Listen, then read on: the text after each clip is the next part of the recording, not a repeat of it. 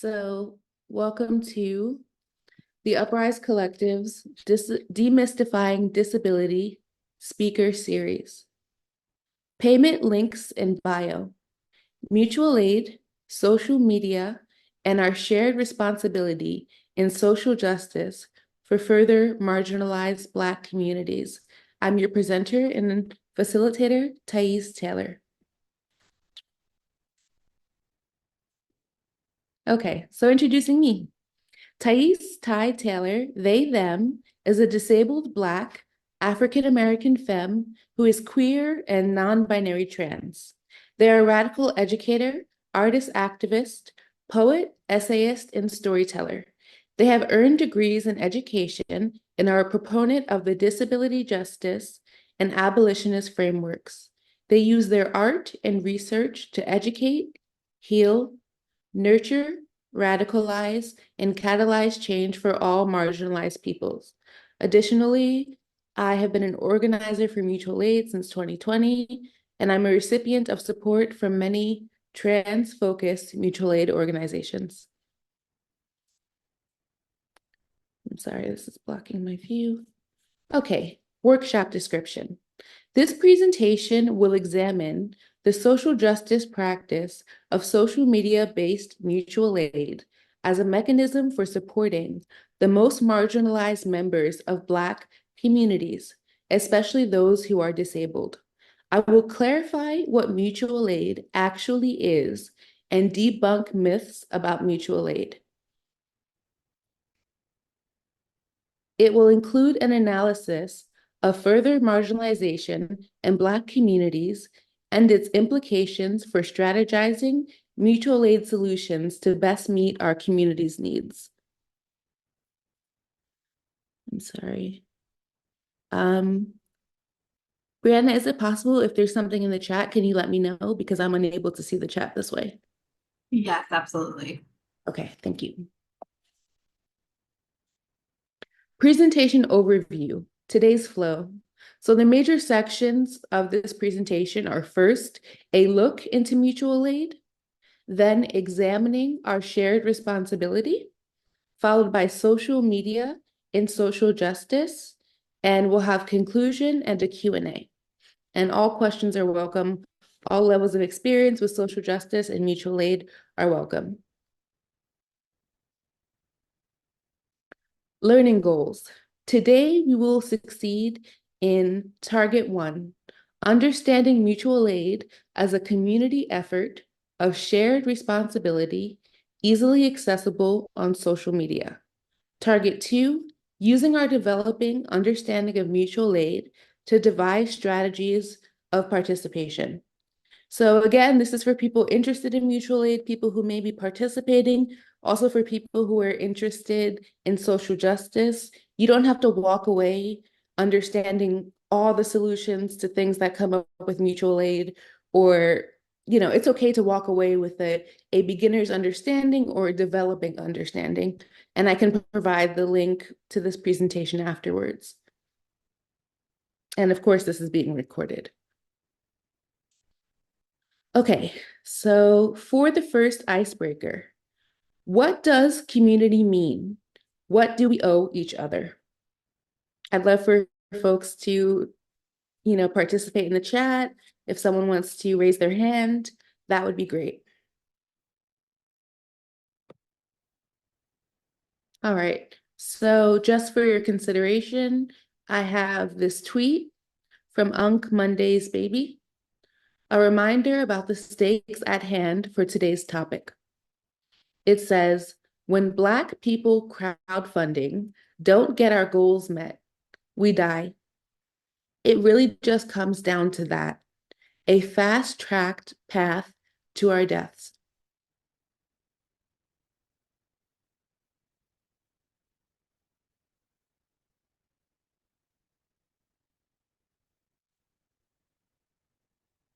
Okay.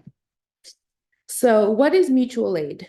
Spade, who's an expert here, says mutual aid is collective coordination to meet each other's needs, usually from an awareness that the systems we have in place are not going to meet them.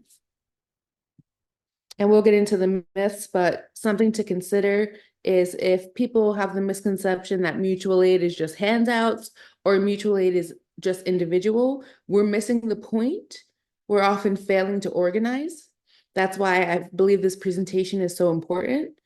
And we're losing opportunities to build and have a mutual understanding of what's truly at stake.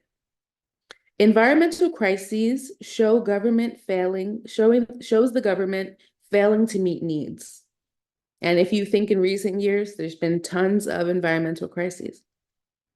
SNAP benefits and disability benefits, for example, do not meet the real cost of living. We must be honest that the government and private sectors do not meet everyone's needs to survive.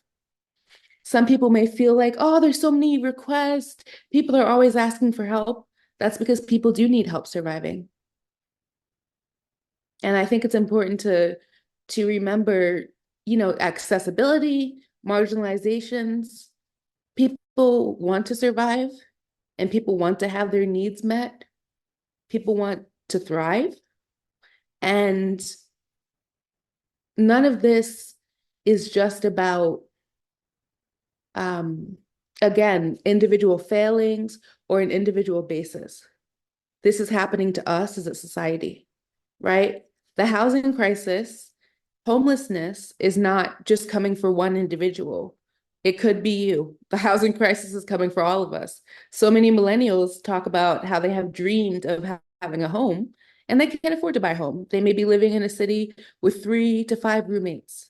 The housing crisis is here to hurt us all. Okay.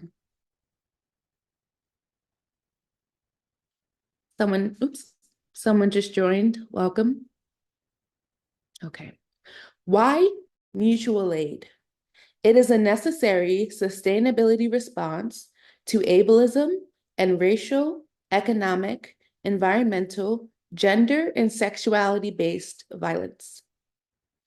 So mutual aid is a resistance-based social justice response. Mutual aid is community-centered, and it helps to ensure survival, as some people have brought up. Mutual aid is resistance-based because we must resist these systems of inequity in our society so that everyone is actually taken care of. Again, a first step is acknowledging that everyone is not taken care of. Everyone's survival needs are not met. And just acknowledging that can do a lot in radicalizing an individual. I want you to think of a time in your life when you needed justice. In that instance, who came to your defense? Who took care of you?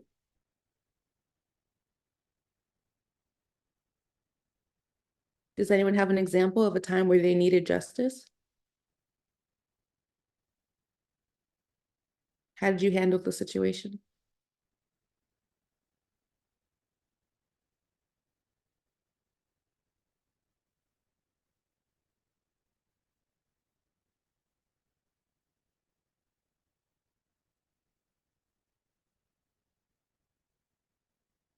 In my situation in 2022, I faced police brutality. I was turned over to social services in New York, and I stayed a few days at the shelter. And once the weekend was over, they told me I had to go to a warming center. They said because I had charges that were eventually dropped, just being charged for a violent offense, which people with my identities, not just being Black, but also having severe mental illness and experiencing psychosis, are more susceptible to police violence and being killed by the police. Because of that, I wasn't allowed to stay in the shelter. And they said because they had children there, it would be unsafe. So they turned me away. So I was helped initially by the shelter. That wasn't sustainable. When I went to social services again, asking for help and telling them I had nowhere to go, the warming center was too far away. They called security on me. They turned their back to me entirely. And I was able to raise mutual aid and stay in a hotel for 8 months while I was homeless. So there were limits to the ways in which the system was willing to help me.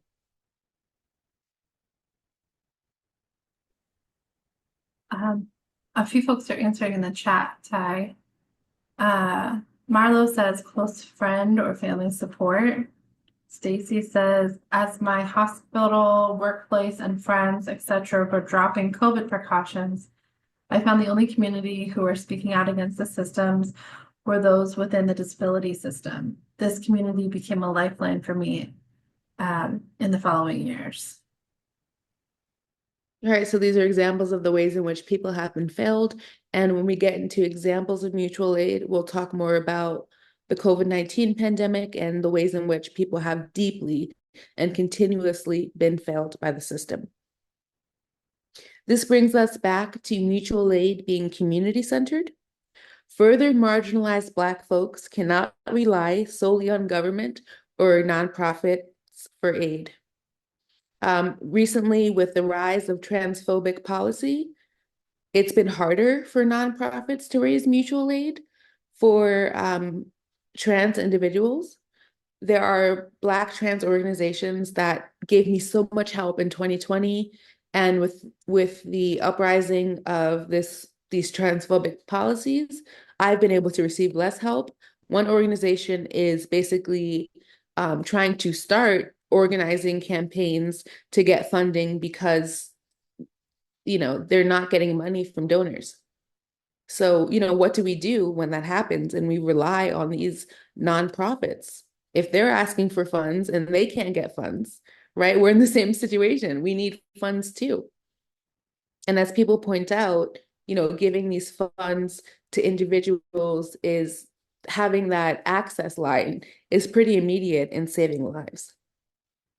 For when we think of Black, queer, and trans community, for example, the ballroom community, we may think of chosen family, pooling resources, and creativity, things that thrive in community. When it comes to what was my next? Oh, when it comes to the AIDS epidemic, that's just a great historical example of the ways in which our government has failed us, right? It was really community organizing, social justice efforts that put pressure on the government to change their policy, and that's what followed. It was people taking a stand, refusing to accept, having die-ins, things like that, that really caused social change. So it's good to reflect on what the government really does for us, especially those who are most marginalized.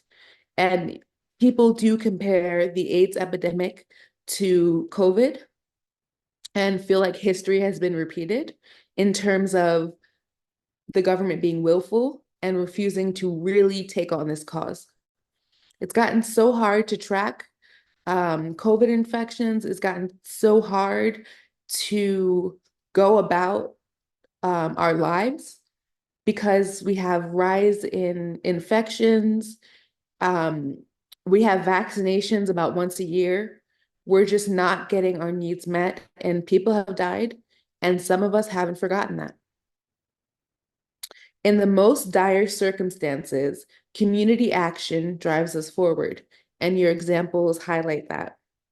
Mutual aid must help to ensure survival. It must be the material difference between life and death, filling the cracks that exist in our community care needs.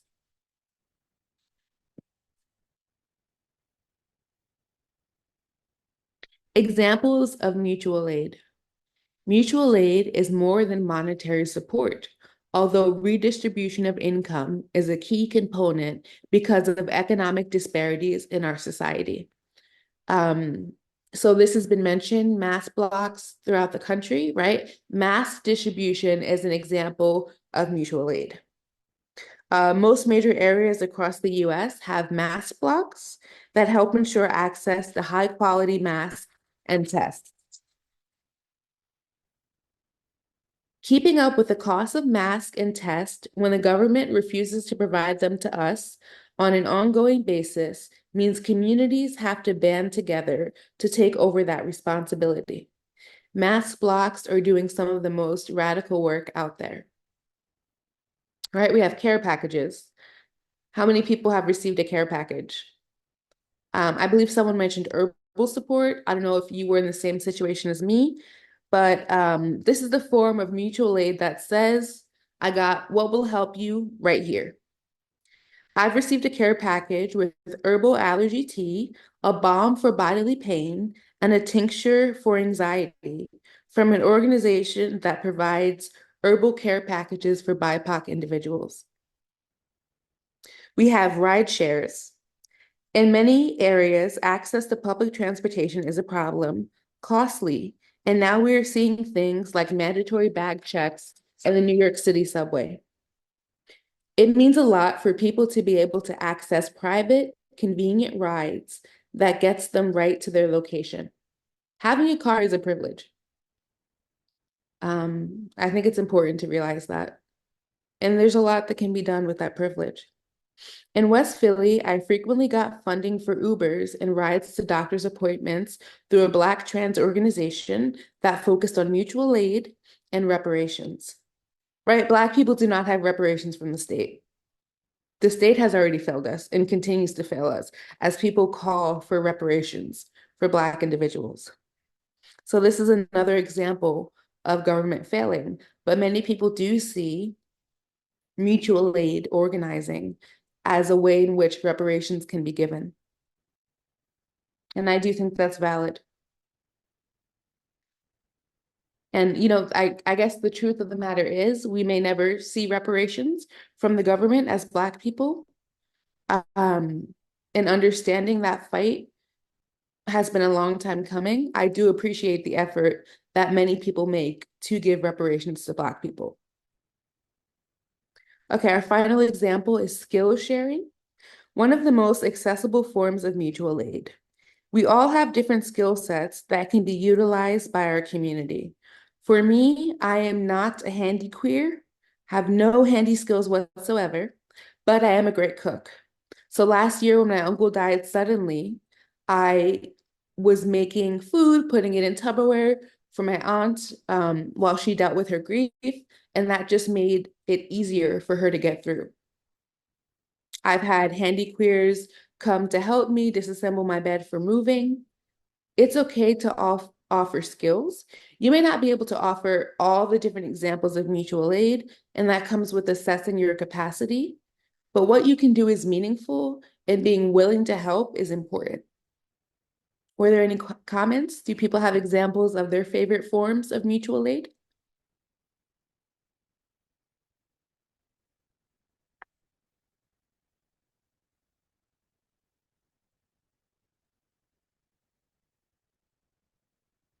One form of mutual aid is monthly. My neighbor goes to pick up my medication that has to come through a pharmacy. That's a walk up a pretty big hill, and it's too much for me with my POTS.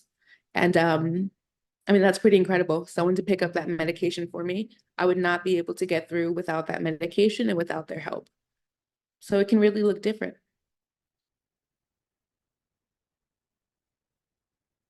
Someone has a comment? Mike says, I've made art for my friends as mutual aid. Yeah.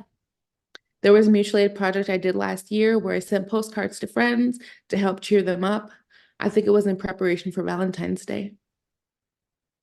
That's effective too. Emotional labor, friendship, holding space for people. These things matter and make a difference in community. Anyone else? Jude says public clothing swaps. Yes, I see that a lot. And I've seen public clothing swaps, for example, particularly for people in larger bodies, fat people, and that's really awesome. I've seen trans-focused clothing swaps.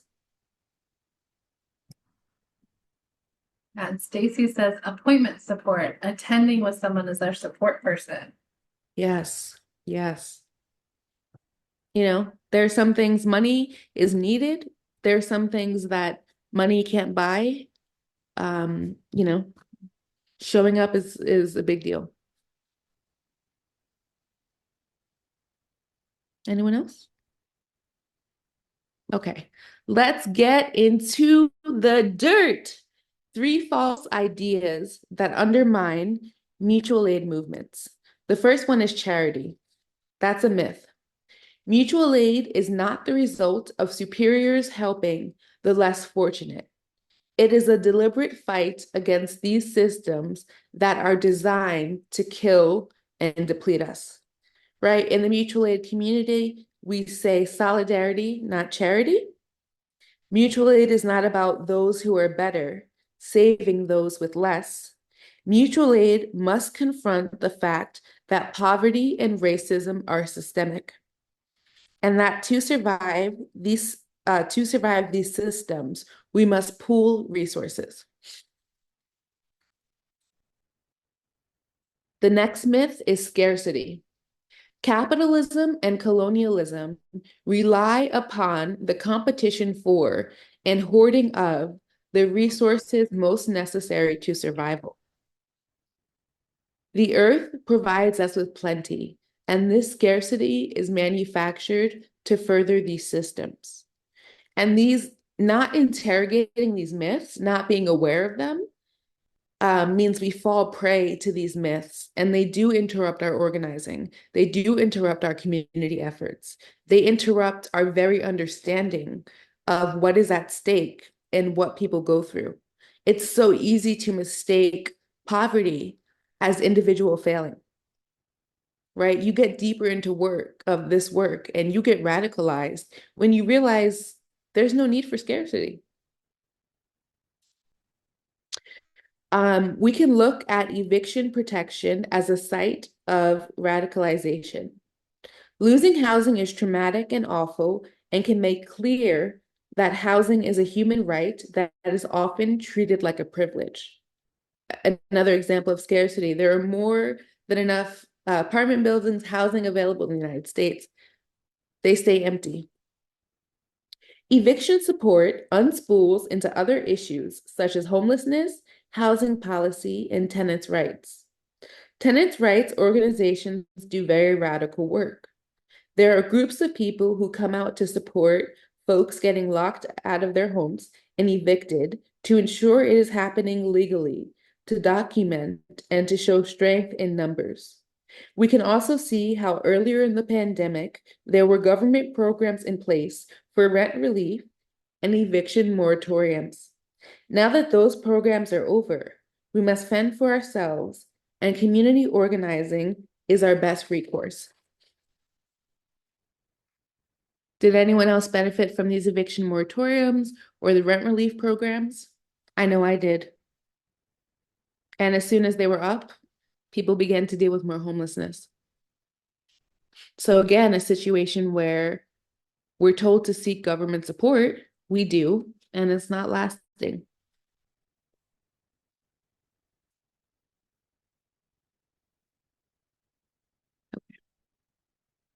So solidarity in movements clarifies our shared responsibility to each other.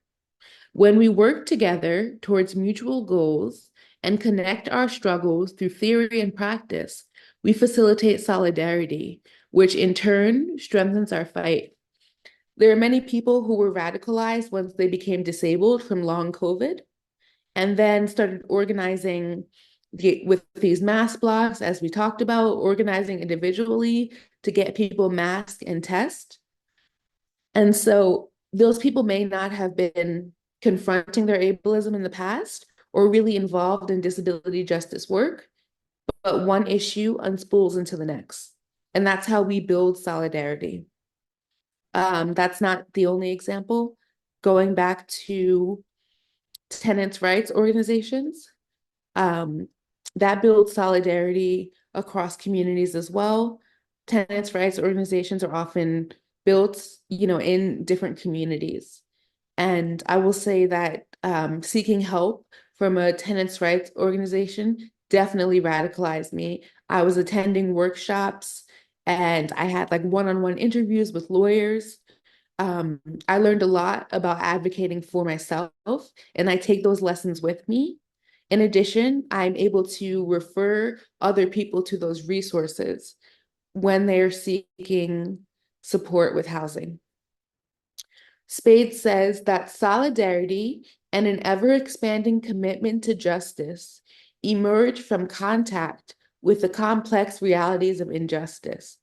This is exactly how movements are built, as people become connected to each other and as one urgent issue unspools into a broader vision of social transformation.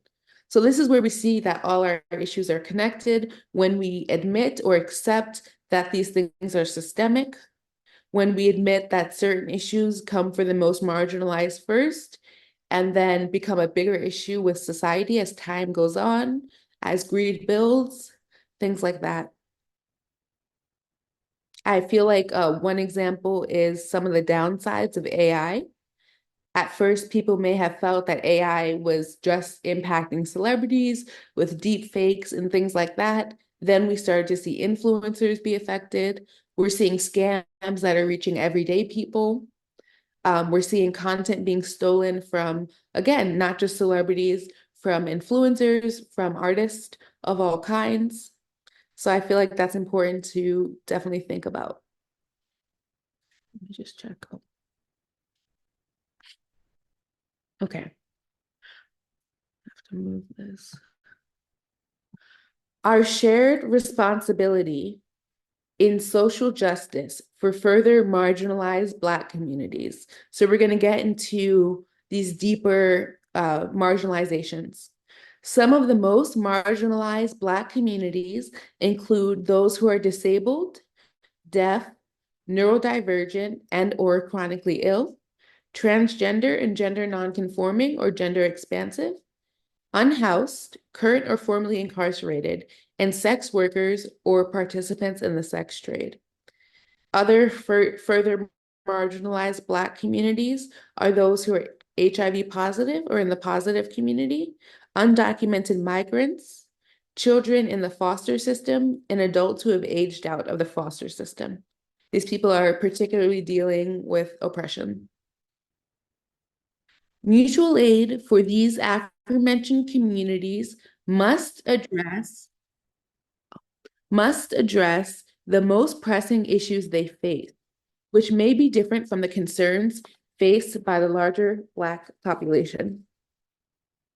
So, for example, for Black trans individuals, access to gender affirming care like name change clinics, general health care, and gender affirming surgeries can be a major challenge to fund. Mutual aid for these purposes is literally life-saving. Those are things that are specific to, the transgender community or gender non-conforming or gender expansive. Okay. Can't see. In being further marginalized, these members of Black community must survive racism as well as other race-specific issues, in addition to factors contingent upon their marginalizations. As defeating anti-Blackness is not a single issue cause, approaching the intersections of our oppressions is the most meaningful route to liberation for all. In popular culture, there's this infuriating conversation about, if you're Black and gay, are you Black first or are you gay first? And the truth is that you can be both simultaneously, right? There are intersections in our identity. Black people have various experiences, various other identities, right? But people are unwilling to accept that. Where Black queer people and Black trans people actually have to deal with more oppression because of their identities, right? They're further marginalized.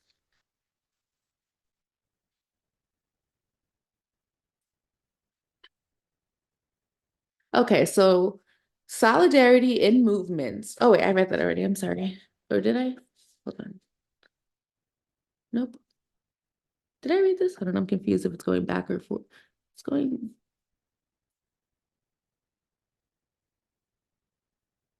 I'm so confused. Hold on. Didn't I read that? Okay. Our shared responsibility must manifest as action-oriented justice. If you believe in social justice, if you're anti-racist, if you believe in community, you should have actions that are oriented in justice that support your beliefs. Otherwise, what is the point? And we can build on these actions. We can learn about these actions. Our knowledge can extend throughout our community. We can work on these things. And especially with our own marginalizations, as someone mentioned, we may not always have the capacity. But again, that's the beauty of having different actions that we can take. As I mentioned, my neighbor has never given me funds for mutual aid. I don't believe they're able to, and that's okay. But I cannot live without them getting my life-sustaining medication from the pharmacy every month. Help is indispensable and can take different forms. How you show up in community can vary with your own needs, what's going on in your own life, what you're able to give. Okay, so let's get into participation. We need people to get involved. Mutual aid runs on participation. It is up to you to do some investigation of how you can participate. Sometimes people who have mutual aid flyers will mention ways in which they would like people to participate. If you're unable to help by giving money or meeting other needs, I say, why not message someone, DM someone, respond to their need, and ask, say, this is my capacity. I have this to offer. Is it helpful to you at this time? Check back in. Some people just help me by making my flyers. That's action-oriented justice. I can't do it without the flyers. Okay, so in participation, the numbers of people supporting makes all the difference in reaching our mutual aid goals. So often for me, my survival hinges upon who is willing to share my mutual aid flyer with their community and vouch for me. These shares lead to donations. Exposure is everything. And what's further action that's helpful are people who are willing to DM other people in their community to further my reach. That's another way of utilizing community. Okay, collaboration. Collaboration is a form of action-oriented justice that I see missing a lot of times. And I think that this can also make the difference in mutual aid organizing as an individual, having people to collaborate with. Mutual aid movements and solidarity relies on us being able to work well together. This is where skill sets can come in handy, pulling together towards a shared goal. I think that if there are people, especially if you're raising mutual aid on a daily, weekly, regular basis, I think it's important to recognize who you're collaborating with. Can people pool on your behalf? Are there mutual aid organizations, even if they're nonprofits, that can help give me funds to meet my goal? As I mentioned in my intro, I've received funds from Black trans organizations. Um, they are doing some work. Nonprofits do make a difference, and their resources may not always be available, but when they come right on time. I take their cash too. It's very helpful, these mutual aid organizations. Again, not as reliable, but it does make a difference. And so I want people to consider, who can you collaborate with? If you're thinking of getting involved or getting deeper into your mutual aid practice, who do you want to collaborate with? Is there someone that you've used social media to build a deeper relationship with that you would like to collaborate with? This was mentioned by someone else, but leveraging privilege. Oftentimes we see in mutual aid fundraising that when white people boost our post, we are more likely to get donations. Someone mentioned recently that when a white person donates, asking for others to match their donation, it is more successful. How can you use your privilege to help people more marginalized? I think there was just another response in the chat, and I'd love to hear. How can you use your privilege to help people who are more marginalized? Comment before was from D, just agreeing with you. So true. So many ways to support needs people are experiencing. And this is a question you can continue to consider. It's something to work on. It's something I work on as well. How can I help people? As I mentioned, my work in research, my art is used to, catalyze change. That's one vehicle I have for leveraging certain privileges. I have a master's degree. That's something that I can leverage to help other people. Something I'm curious about is doing resume support for other people, particularly people who have been incarcerated, to help them gain employment or apply for other opportunities. One example of someone leveraging their privilege is a friend of mine who is disabled and had some financial privilege, but mostly had the privilege of credit. I learned in a tax workshop that it can raise your credit if someone puts you on as an authorized user, and that person was willing to do that. I didn't have a copy of their cards, which is a choice you can make, but I think it's important to stress you can do that without giving somebody a copy of your card. You have to make those credit card payments anyway, right? If you're going to make them, why not boost someone's credit? That's another way to leverage your privilege. Again, investigating what privileges you actually have. This is radical social justice work. And when my friend did that, my credit score immediately rose 50 points. Like, I cannot stress the difference that is making. Black people often struggle with poor credit. And what else was I going to say? I want people to think about, do you have great credit? Is that something you can offer? Can you do the same for further marginalized Black people with your credit cards? Can you become a guarantor for housing for other further marginalized Black people? Is there a comment? Jude commented, I keep a note in my phone where I go back and consider the privileges I have and can share. A truck, skills I have, and I'm excited to share, expendable income, extra cans or cash for bottle drop, etc. Yeah. In my neighborhood, there are people who come around and collect the bottles, collect the plastics. I put them in a separate bag, keep them on the side. By the time the trash is taken out, they're often missing. Great way for someone else to receive help. It doesn't hurt me for them to pick up the bottles. In fact, it make it easier. The final point we have of action-oriented justice is diversifying your offerings. We need to be specific about responding to mutual aid ask. We need to be aware of our own capacity and offer different things depending on what is needed. Meal trains can do so many things that money to order food cannot. They offer more nutritionally sound, accessible, varied foods than takeout. Money to hire a handy person may take more labor than a community member simply coming over to put up curtains.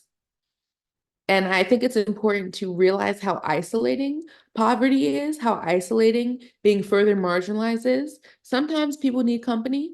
Sometimes people need help advocating for themselves, as was mentioned, someone going to doctor's appointments. Sometimes it's beautiful to have that personal touch of homemade food or someone bringing you food. I have my actually that actually reminds me, my neighbor friend who picks up my medication when I was sick, they brought me soup. They've given me food before, and it's wonderful.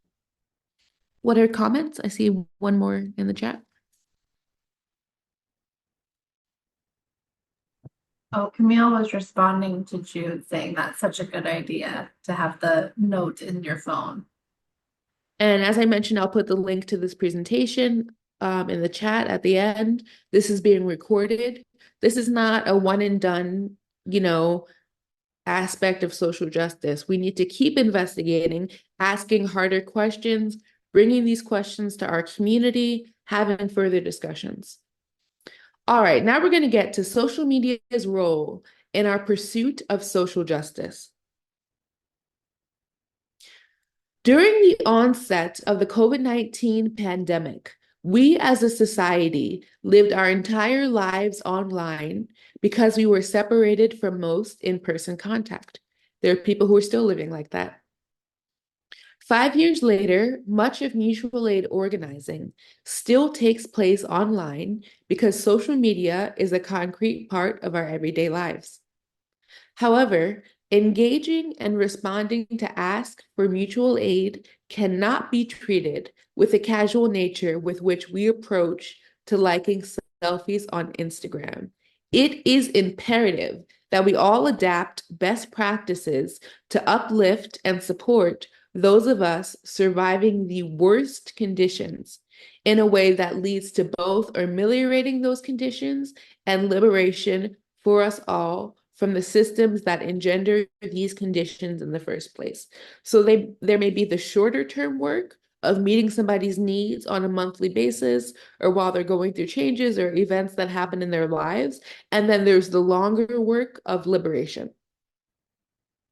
We may not be able to fix problems immediately that exist in our society, but in the meantime, let's help people survive. We have to have empathy and have action-oriented justice for the people who are living in the worst conditions in this country. And finally, we must reframe our view of social media as merely a vehicle for entertainment or connection to understanding it as a technology of substantiated liberatory possibilities. I believe at this point it would be ignorant and naive to fail to recognize how liberation movements have proliferated on social media and to ignore that people are getting their survival needs met on social media. We have got to change our attitude with how we interact with social media and how we interact with ask for mutual aid, knowing that this is a life-sustaining practice and knowing what is at risk, particularly for specific communities. And I just want to highlight, again, individual mutual aid causes are a symptom of larger systemic issues. Again, as people have said, this is all connected.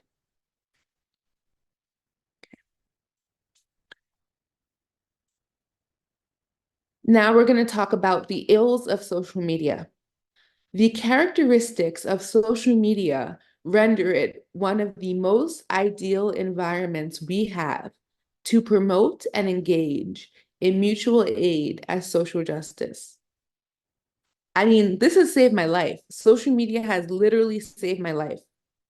Many disabled people, especially, feel that social media is the difference between being completely isolated and finding community in connection and meeting our needs and other accessible solutions, right? At the same time, Instagram has many issues. Other social media sites have issues. AI, in my understanding, is bringing on more issues, right? So there are problems with social media.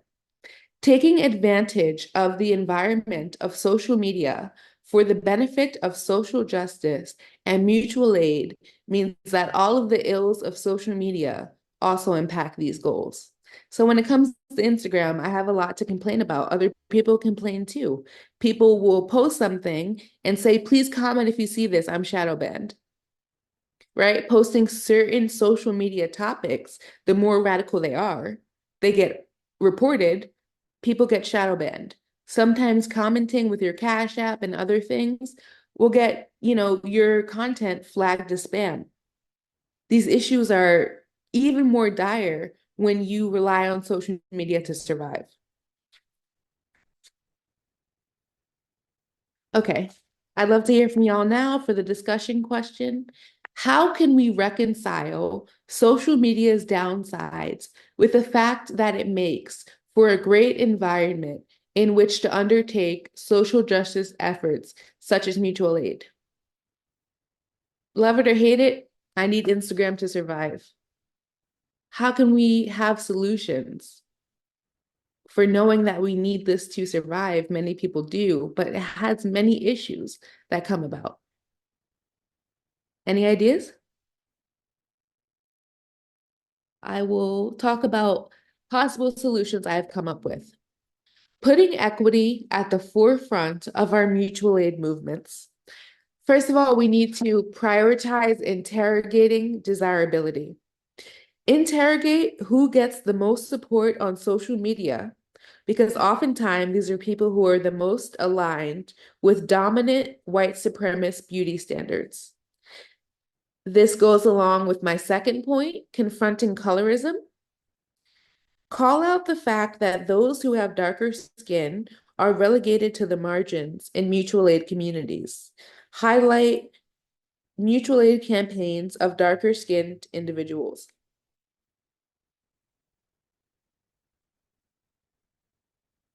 I thought there was a comment.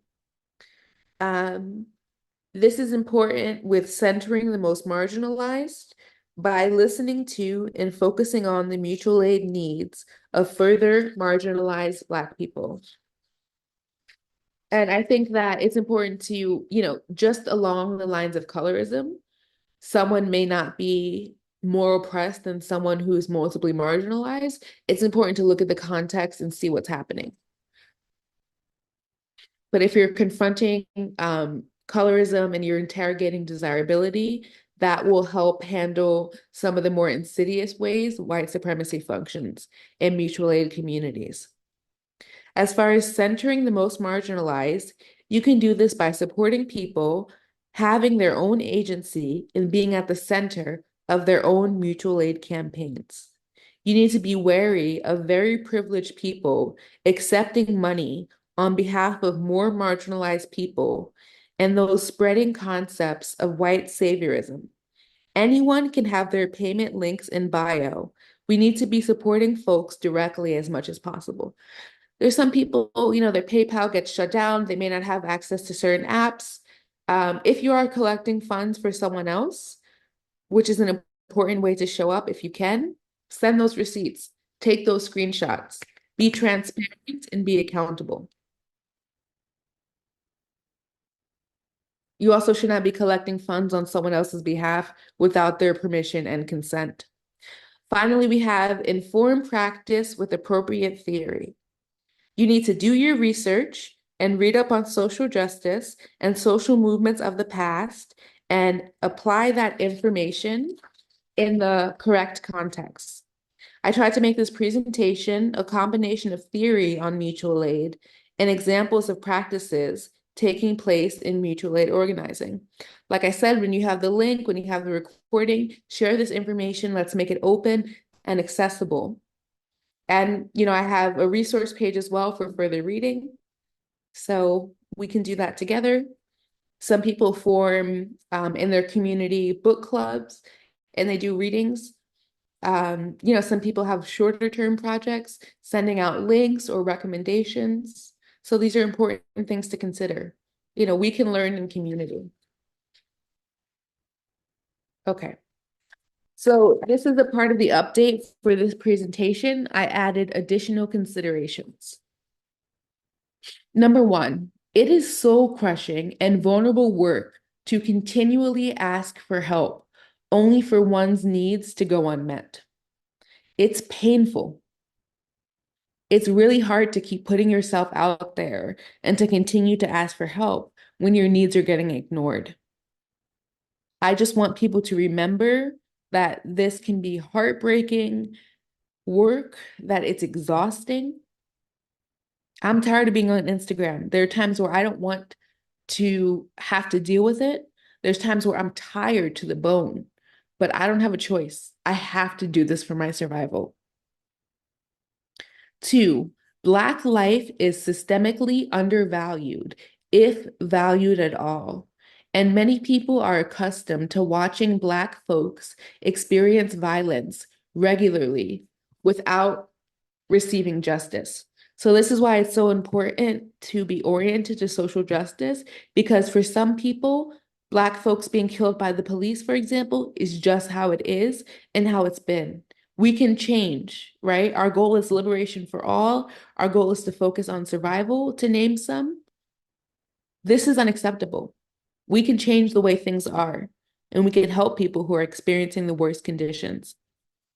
And finally, an additional consideration is encouraging your community to take greater responsibility for the survival of further marginalized Black people, which will always be an impactful way to fight oppression in our society. It's always going to do more when you help someone survive. Sending $5 is always going to do more than doing nothing. And encouraging other people in your community to, especially if you're white, to take greater responsibility. But we all have a responsibility, right? Some people said in the beginning, we owe each other everything. So this is our shared responsibility to fight oppression, to fight injustice, to participate, and to show up. Okay. So before we do the Q&A, there are some closing reflection questions. Which issues specific to disabled Black communities can be best addressed with with mutual aid and why? Which steps can you take to support mutual aid initiatives addressing these issues? So let's try to apply what we've learned here.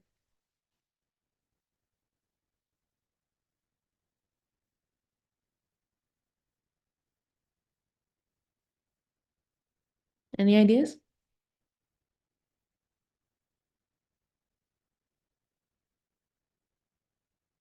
If you're not sure, I encourage people to keep thinking about these.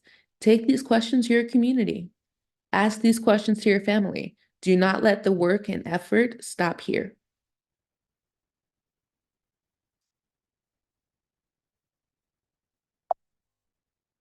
Okay, we're at the Q&A. Thank you. Thanks for being here. Thanks for participating. I honestly love that we had a smaller, intimate group. I have learned so much. If I gave this presentation again, I have so much to consider from things that everyone has said here tonight or written in the chat. I'm going to be processing for a while what I've learned. Um, I hope to do more presentations on mutual aid in the future. There's more things to troubleshoot. I continue to learn things from my lived experience and from other people I'm in community with as well. Thank you.